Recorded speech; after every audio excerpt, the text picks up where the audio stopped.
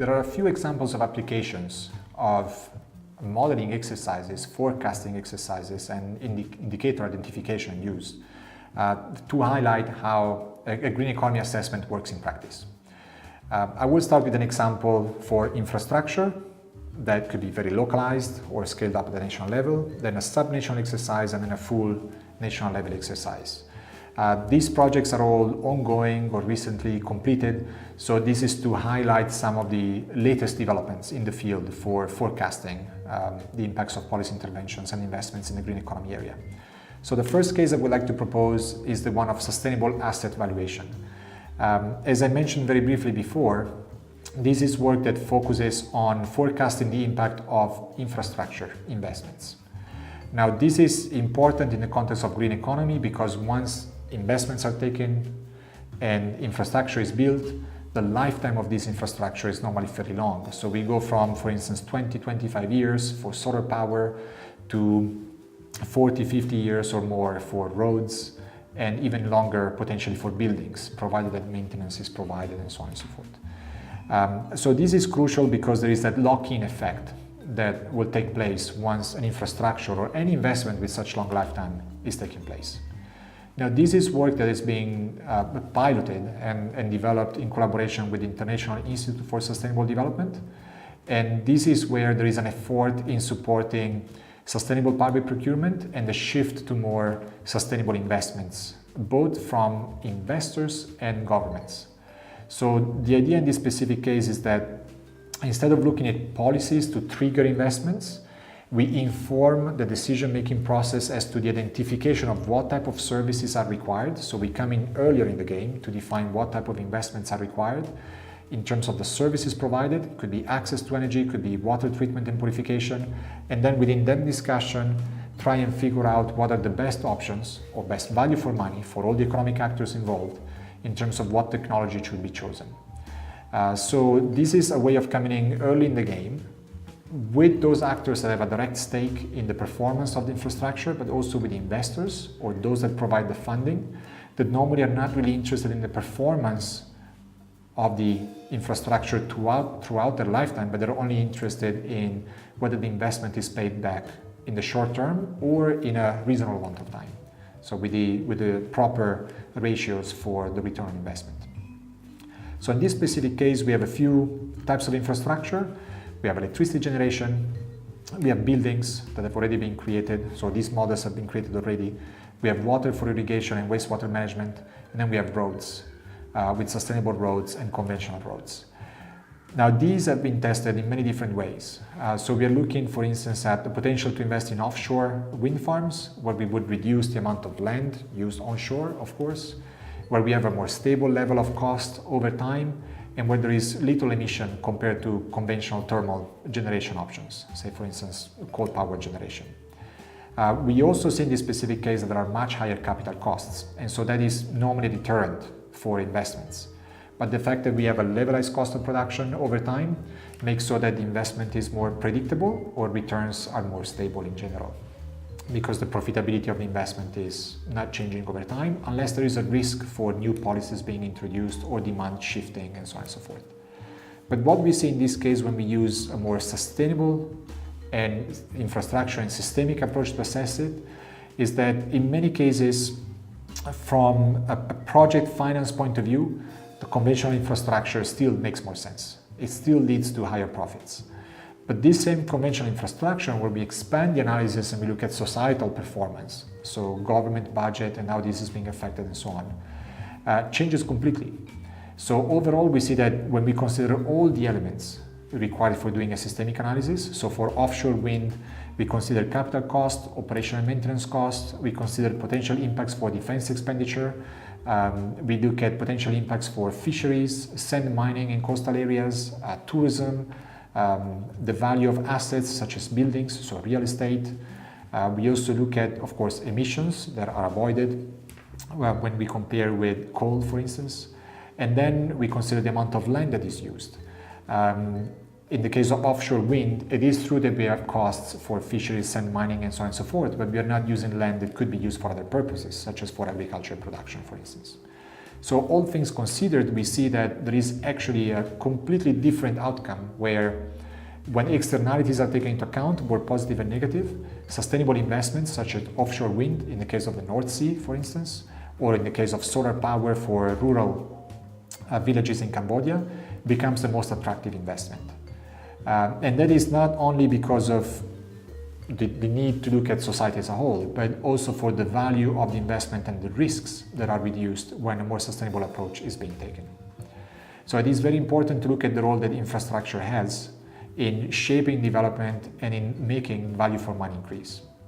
Now, this that I mentioned is the case of offshore wind. It's very localized, and the analysis can be done for one wind turbine or a wind park or a larger wind farm. But at the same time, these investments in infrastructure can be assessed at different levels. So the second case I would mention is the case of Tanzania for agricultural production, where the government has a vision to expand agricultural land and improve food supply, both for the locals but also to start exporting. And this is a plan that involves the expansion of more than 50,000 hectares in the southern part of Tanzania, especially. This is the SAGCOT plan. It's the Southern African Growth Corridor, and it affects specifically Tanzania, among other countries. So in this specific area, we carried out an assessment where we validate basically the findings of the government and the reason why this investment will be put into place. And the idea here is that with this expansion of agricultural land, there is more production, more revenues, and smallholders are more empowered, in a way that if the government supports the creation of infrastructure, this expansion of land leads to more access to market, more products reaching the market soon, quickly, and this implies having a premium price for the quality of the products provided. And so they see it as a win-win strategy, basically. Everyone has to win, especially when it comes to development in rural areas, which always proves challenging. On the other hand, when we use models to carry out a more systemic analysis, so when we look at, for instance, agricultural production in terms of land productivity, taking into account water demand from different crops and water availability, so water supply from rainfall and the changes that would happen in water availability if irrigation is taking place upstream, then we see that a good portion, up to 40% of the land that is required in this agricultural expansion plan may actually be stranded, meaning that during the dry season could not be used. And during the dry season is where fruits are going to be grown. So this is when the most value generating products are going to be produced. So what we carried out in this case is an assessment of whether an improvement in water efficiency and the change in the type of crops that are going to be planted through the seasons will actually change the dynamics for this investment and will maintain or will allow farmers to maintain the expected level of revenues. And in doing this analysis, several dynamics emerged. So one is that if there is a land that is stranded during the dry season, employment will also be seasonal. So 52,000 hectares require a lot of jobs, and the patterns in this part of the country, in the southern part of the country, require that if there is a stable farming jobs, families will move along with the farmers. And so if land is stranded, there will be income during the wet months and no income or a strong decline in income during the dry season. This is bound to create conflicts or to create problems at the local level, where either families would not move, and so there is a lot of patterns of interannual or seasonal migration for working in the fields, or where farmers will not see actually an incentive good enough for investing in the area. So by improving water efficiency, for instance using drip irrigation where possible, we see that we are able to create artificial reservoirs, maintain water for the dry season, and support at least a certain amount of continued production throughout the 12 months of the year. And so this, as a green economy approach, gives us an improvement in terms of economic performance. We maintain the revenues that are expected. It allows us to improve social performance, creating more jobs and more stable throughout the year. But also then ultimately it allows us to maintain a certain amount of water or a minimum amount of water in the river, and this is for the Kilombero Basin, to make sure that there is enough water for ecological purposes. And this is also an important topic because the plan for developing agriculture is mostly in mid and highlands, but then the river flows out to the delta where there is population, where there are mangroves, so there is both economic activity, there are social concerns for the availability of natural resources and self-sufficiency, but also there is natural infrastructure such as mangroves that are currently being eradicated, mostly for natural purposes, but also for the need of the population, that will see potentially growing risks for floods, inundations, or storm surges. In any case, they would provide less of a buffer for resilience in the face of climate change and unexpected events. Another example is still at the subnational level, but it has to do with conservation. So in this case, we're talking about a project in the Beta River, or for the Beta River in Colombia. This is in the eastern side of the country at the border with Venezuela. And this is an exercise that is carried out to look at the potential impacts of conserving a river, so making it a protected river, to support both the local population in terms of what they need to survive. That would be the fish supply, for instance, and clear water and pure water for sanitation and so on, but also to support the local population to transition to an economic structure that relies more on valuing nature rather than exploiting nature. So this is an area that is characterized by a few key challenges, one of which is the current situation in Venezuela that leads to immigration to the area, and the population is low income in general. There is lack of infrastructure as well, and soil quality is not very high, meaning that soil productivity does not allow them to thrive in terms of farming activities.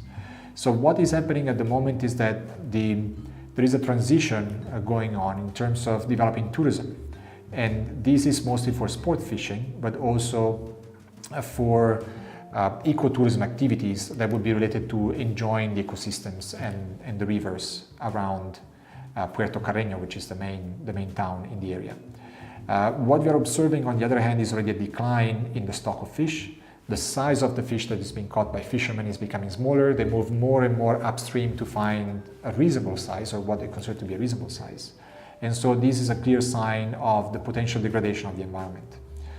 Dolphins and other species that are not subject to sport fishing are also declining, or there is a tendency that is emerging, or expectations that are emerging as to whether the health of the river ecosystem can be maintained. So in this specific case, we developed a mathematical model that again takes into account spatially explicit dimensions to analyze ecosystem services, to figure out what the impacts may be in terms of loss of revenue in certain areas, avoiding forest conversion and the expansion of agricultural land, as opposed to increasing revenue for providing better services to tourism and a better experience.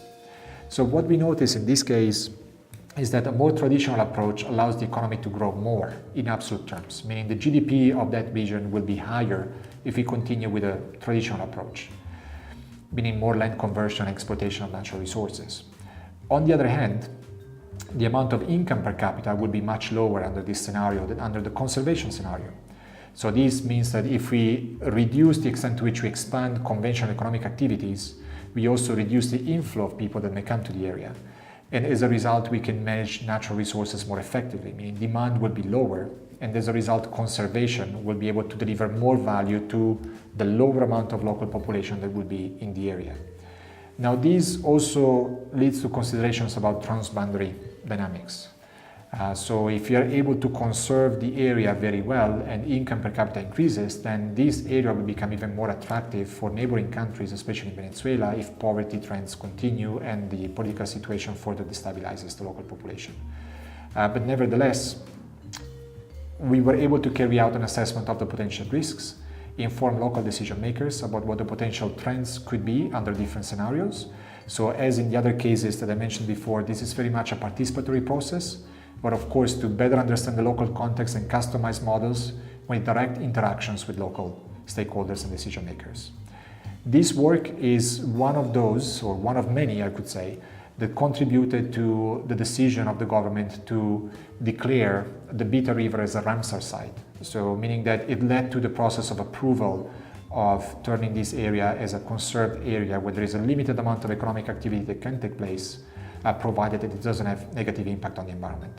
So we hope that this is an example where forecasting and an economic assessment of the impacts of policy interventions coupled with a biophysical assessment that is spatially explicit proves to be successful in ensuring, or at least in informing, a process that leads to more sustainable development for the area. The final example I would like to propose is at the national level, and this is the case of Georgia. Now here, the government is working at the development of a national strategy for green economy and green growth. And so modeling was employed to support generating forecasts, again, and assessing what the likely outcomes of policy interventions would be. So in this case, we looked at buildings, agriculture, and the tourism sector as three main areas of intervention. The context of Georgia is fairly peculiar because they have a large stock of buildings coming from the Soviet era. And so the policies they have implemented so far are mostly to support retrofitting rather than construction of new buildings. And so this assessment focuses on comparing the two strategies to figure out where is the best value for money. And it turns out that in the specific case of Georgia, where they already have a target, or they have incentives for supporting retrofitting, and they have a target for having a certain share of buildings in the total stock of building at the country level being renewables or not being sustainable, they need to actually focus on both strategies. They need to make sure that all the new buildings follow a specific building code, and that also a large number of the existing buildings get retrofitted over time. So given their ambition to achieve a certain target by 2030 in green buildings, they definitely need to make use of retrofitting. And this also expands the lifetime of the buildings that they have, so it extends the number of years of useful life of these buildings, which ultimately leads to a total reduction in costs for renovating the building sector over time. So here we see synergies in combining creation of new sustainable buildings, retrofitting existing buildings, in ultimately lowering the total cost of reaching the target they have by 2030. A second sector of interest is tourism, which, as I said earlier, is the result of a combination of good performance in several other areas. So here the government is trying to diversify from coastal related tourism, so beach related activities, to more inland nature-based ecotourism activities. And one of the key areas they want to promote in this case is the strong link between agricultural production, which would be 0 kilometer local organic and ecological agricultural production, provided directly to tourism to have a more complete experience of what Georgia has to offer. So in this case, we're targeting sustainable buildings to begin with. They are self-sufficient in terms of energy, water use, and water purification and recycling. But at the same time, they rely on strong natural assets, so the beauty of the natural environment at the country level. And in addition, where tourists can better experience the quality of food, following more local, more traditional practices, as opposed to importing cheaper products from neighboring countries. So in this specific case, it is a process that informs the decision making in terms of the creation of a strategy that at a later stage will lead to specific investments allocated to these interventions within annual budgets.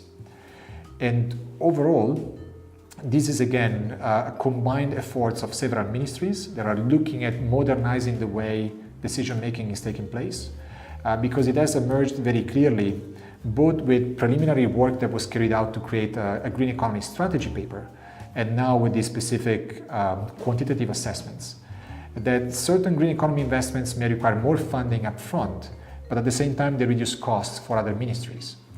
Now, it's not easy for a ministry to give up money based on expectations or forecasts, but this is what the government is trying to reorganize. With the Ministry of Economy and Sustainable Development, they're looking at the potential to adapt the way in which the budget is determined at the national level, to make so that once again we move away from improving sectoral performance with specific indicators of performance, of course being relevant for specific ministries, to making sure that some of the decisions around the allocation of the budget are based on the overall performance at the country level and making better use of the synergies that can be created across sectors and therefore across ministries.